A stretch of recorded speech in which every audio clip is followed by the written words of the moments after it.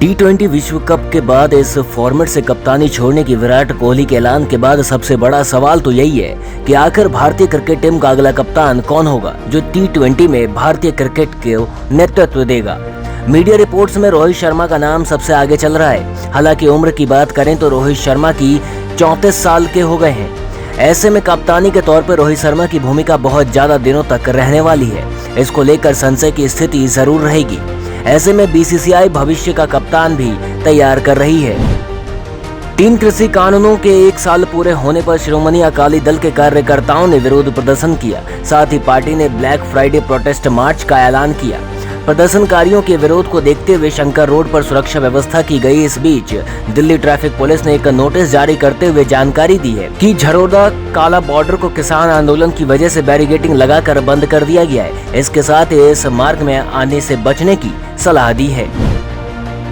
4 धाम की यात्रा करने वाले श्रद्धालुओं के लिए अच्छी खबर है। आपको बता दें कि नैनीताल हाईकोर्ट ने गुरुवार को इस मामले में सुनवाई की और यात्रा पर लगी रोक के फैसले को वापस ले लिया। कोर्ट ने 4 धाम यात्रा को मंजूरी देते हुए कोरोना नियमों का सख्त पालन करने का आदेश जारी किया है। खबर के मुताबिक सरकार कोविड गाइडलाइंस के तहत यात्रा का संचालन कराएगी। इस नए कोरोना नियमों में श्रद्धालुओं के लिए कुछ प्रतिबंध भी लगा दिए गए हैं। आज प्रधानमंत्री नरेंद्र मोदी का जन्मदिन है और इस दिन को विशेष मनाने के लिए भाजपा ने खास तैयारी भी शुरू कर दी है। बता दें कि भाजपा कार्यकर्ताओं ने मेगा शो को सफल बनाने के लिए कमर कस ली है।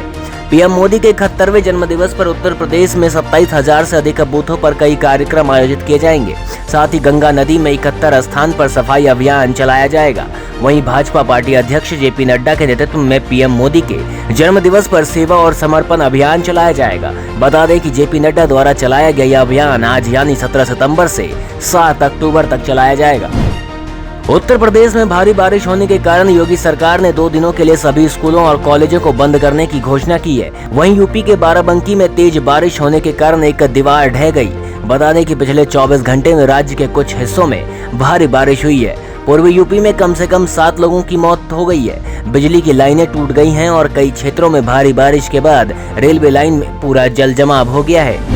विदेश मंत्री एस जयशंकर ने गुरुवार को अपने चीनी समकक्ष वांग यी से कहा कि पूर्वी लद्दाख में सैनिकों की वापसी की प्रक्रिया में प्रगति शांति बहाली के लिए आवश्यक है और यह संपूर्ण द्विपक्षीय संबंध के विकास का आधार भी है।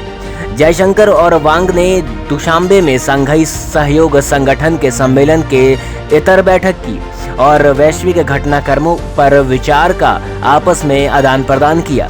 समझा जाता है कि इस भेंट वार्ता में अफगानिस्तान के घटनाक्रम का विषय भी उठा।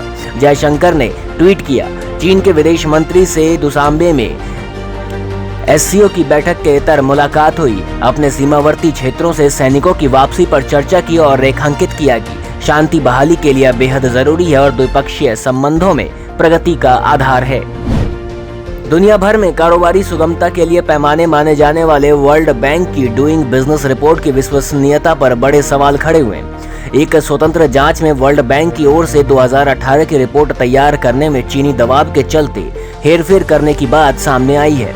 इससे दुनिया भर के लोग हैरान हैं और विश्व बैंक की निष्पक्षता पर सवाल खड़े हुए हैं। बैंक की एथिक्स कमेटी के कहने पर लॉ फर्म विल्म हरेल की ओर से तैयार की गई रिपोर्ट में वर्ल्ड बैंक पर चीन के दबाव को लेकर चिंता जताई गई है। इसके अलावा IMF की तत्कालीन चीफ एग्जीक्यूटिव क्रिस्टलिना जॉर्जीवा को लेकर सवाल खड़े किए गए हैं। भारत में कोरोना मामले में रोज के आंकड़े देखें तो कोई खास राहत नजर नहीं आ रही है। बीते 24 घंटों में देश भर में 34,403 कोरोना मामले देखने को मिले। हालांकि इस दौरान कुल 37,950 लोग पूरी तरह से ठीक भी हुए। इस समय देश में कोरोना के 3,39,056 मामले सक्रिय हैं। सप्ताह के आखिरी कारोबारी दिन यानी शुक्रवार को एक बार फिर भारतीय शेयर बाजार में रौनक देखने को मिल रही है। शुरुआती कारोबार में सेंसेक्स और निफ्टी रिकॉर्ड बढ़त के साथ कारोबार कर रहे हैं। सेंसेक्स 59,550 अंक के स्तर पर और यह पहली बार है जब सेंसेक्स ने इस मुकाम को हासिल किया है।